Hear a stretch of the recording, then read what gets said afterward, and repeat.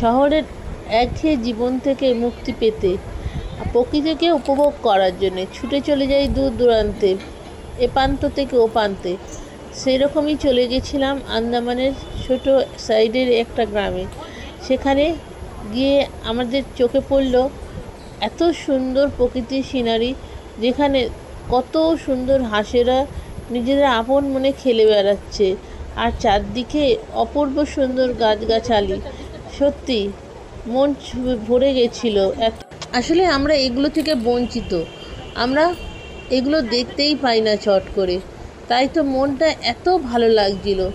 তাই ডানা মেরে দিচ্ছিল, তাদের সঙ্গে মেতেছিলাম। বেশ কিছু সময় ভালোভাবে কেটে গেল, আর ক্যামেরা বন্দি করতে ভুলিনি যে তাই। এছাড়া আমি একটু ছবি তুলতে খুব ভালোবাসি। যেখানেই সুন্দর সুন্দর কিছু সিনারি দেখি, সেখানেই আমার মন ছুঁয়ে যায়, মনে হয় একটু ক্যামেরা বন্দি করে রাখি। তাই এটা দেওয়ার সময় পাইনি এখন।